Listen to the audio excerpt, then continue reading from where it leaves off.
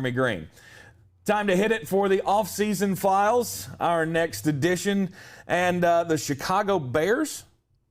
The Chicago Bears, they're consumed right now with the talk about Russell Wilson and how we're going to make this work. They just franchised Allen Robinson. They've got a really good defense. They've got, they got David Montgomery, who had a good end of the year last year. They did make the playoffs. They've got a huge answer, though, or a huge question at quarterback. What are they going to do? We're convinced they're not getting Russell Wilson. There's not a trade. It doesn't make sense. I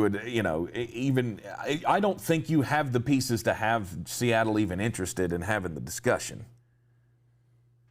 I agree with that. I don't think you have anything that's going to intrigue them. No. And they're a team that's, over the cap. What are they going to how do they make this work? How do they find a quarterback and not have to settle for one, either bringing back Mitch Trubisky or having to start Nick Foles? The path to righteousness for them, Sam Darnold. This is one of a multitude of teams that I think the best case scenario is they wind up with Darnold. Mm-hmm. The backup plan scares me. Their backup plan sucks because it's bring back Mitch Trubisky and hope that his last 4 games, which were against the Jaguars, the Vikings, I can't remember. It was three of the 4 teams were god awful. Lions, probably. Lions. Yeah. Lions were one of them. I'm not a believer in Trubisky, and I think the one great mistake you can make here is bring him back. Here's the thing. They have a GM and coach that know if this year doesn't go well, you're unemployed in 12 months. So they're going to make some kind of splashy move. My hope, if I was a Bears fan, would be that they make an aggressive move towards Darnold. Because I think Darnold would fit in this offense nicely. Okay. Give him Allen Robinson, add one of these receivers that we've talked about, ad nauseum, because this is such a good receiver class. And I do believe in Darnell Mooney. I also believe in Cole Kmet. And you look at David Montgomery. If all of those things hit, then this offense could be decent. Good. I would say good. Really? Okay. If you add that third, you need a third option that's not Cordero Patterson. Because he's not a freaking wide receiver, no matter how many teams try to make him one. He's a dude that needs to have the ball in his hand. He's not a fucking wide receiver, and I've said that for years. Right. One of the worst route-running receivers I have ever seen in my life. But he's so damn fast. But damn it, he's fast. Right. That's why people fall in love with him, because he's so damn fast. As far as their free agents go, is there anybody they're really yearning to bring back? Artie Burns? That's one of those dudes that was overdrafted, and I have been screaming, stop giving him money. Right. But nobody that they're bending over backwards to get back. Jermaine Ifedi? Ugh. This is a weak tackle class. This is a weak offensive line class, not tackle. Mm-hmm. I could easily see them. I just don't think he's going to cost that much. I won't be shocked if they reunite with Kyle Long. I think that's been undervalued because he did like it in Chicago. Mm-hmm. At least that's everything I ever heard. I don't know him personally, but it makes sense. Other than that, I think they'll bring back Cordero Patterson just to be a kick returner because he's that good. Mm-hmm. And they need playmakers. Mm-hmm. And I don't think you're going to let a guy that's that good walk out the door. No. Other than that, thank God you finally learned your lesson on Buster Screen. I tried to tell you. Watched him with the Jets. That dude gets burnt more than toast in a broken toaster.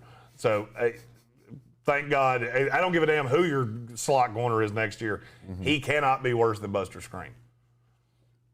They've got a lot of really good pieces on defense. There's not many holes that they have to fill. Which is good because I think they can address them through the draft. By the way, I missed one. I think they would like to re-sign Tayshaun Gibson. I could see that. He fits that team well. And I don't feel like he's a guy that you would have to overpay. More than you think, but it's a good safety class, which might it might dwindle that a little bit. Right. Well, they're picking at the 20th spot in the NFL draft. So who's their target in the first round?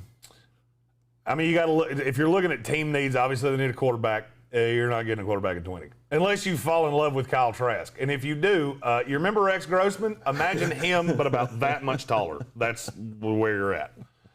I don't see that happening. Mm-hmm. This is a team that needs a tackle, in my opinion, and they need a receiver. I don't think there's going to be a receiver for them. Right now, I have them taking Elijah Vera-Tucker, which is a pick I would love because that is a very multiple guy. You can put him in a lot of places. He immediately helps the offensive line. And I think there's something to be said for that. The thing, if you whether it's Darnold, Nick Foles, Trubisky, Teddy Bridgewater, Uncle Rico, Burt Reynolds from what was that damn movie? Longest Yard. There it is. I don't care who your quarterback is. You're gonna have to do a lot to protect them because as of right now, you have mediocre weapons. David Montgomery has made that better. It's still not great, but having Jimmy Graham and Cole Kmet and another outside receiver would give whoever the quarterback is would give them a chance. Mm-hmm. I like them taking a lineman right there, and there are a couple that fall. Elijah Vera-Tucker is a guy that, to me, has top 15 talent. And he's probably going to fall outside of the top 15 just because the team needs. Mm-hmm. The way the order lays, all of the different things. And I think that would be a tremendous pick for the Bears. Alex Leatherwood, is that too early for Alex Leatherwood? Alex Leatherwood's going to fall. Really? He got abused at the Senior Bowl. Oh. Alex Leatherwood's, I'll be honest with you, I wouldn't be shocked if they took Alex Leatherwood at 52. That's how far I think he's going to fall. Wow. And I don't hate the talent. There's a thing about Alabama linemen that you have to be careful about. And we've fallen for this a bunch of times. Mm-hmm. The talent on that line is so good that sometimes you can cover up for a deficiency. Alex Leatherwood's a gigantic human being. Mm-hmm. If you're planning on playing him at tackle, you really have to understand that footwork's going to be mandatory because he's not overly fast. He's not going to test super well, but the tape on him is at times very impressive. You just have to figure out how it was schemed. Was he being protected? All the things like that. If you get him at 52, I'm all about it. I don't want to go any higher than I really don't want to take him any higher than that. Mm-hmm. And that's a guy I had in the back end of the first round of my first mock. But I think he's going to fall. Does this team my next mock, by the way, comes out tomorrow, live, right here. Does this team need another down lineman on the defense? I mean, they already have guys that can get after the quarterback. With Roquan Smith and Khalil Mack and Akeem Hicks is good. I look at getting back Eddie Goldman. I think they'd like to bring back Mario Edwards. I don't know that they will, but everything I've heard is they would like to bring him back. I don't think that's a huge need. I don't think they need a whole lot on defense, if I'm being really honest. No. The defense is very good. Mm-hmm. Depth is always a thing, but I'm looking at the offensive side of the ball. I wouldn't be shocked if they took 2 linemen and a receiver with their first 3 picks. Offensive linemen and a receiver with their first 3 picks. This is another landing spot of... To me, the Bears need a receiver, but I think you can wait because there are a bajillion receivers in this class. You can find one that fits what you want to do later on. My biggest takeaway from the Bears is you need to bypass the urge to reach for a Terrace Marshall or somebody like that. Sit back. Sage Surratt, that's a guy I would love in this offense. Mm-hmm. Now, it would make me a little nervous that you don't have a real burner, but I think Darnell Mooney can be that out of the slot. Yeah. I really like Sage Surratt. I do too. And I think that he can be Jamison Crowder level good. Or do you think he's better than that? Those are 2 very different players, so that would not be my comp. If I was going to make a comp to Sage Surratt, it would probably be...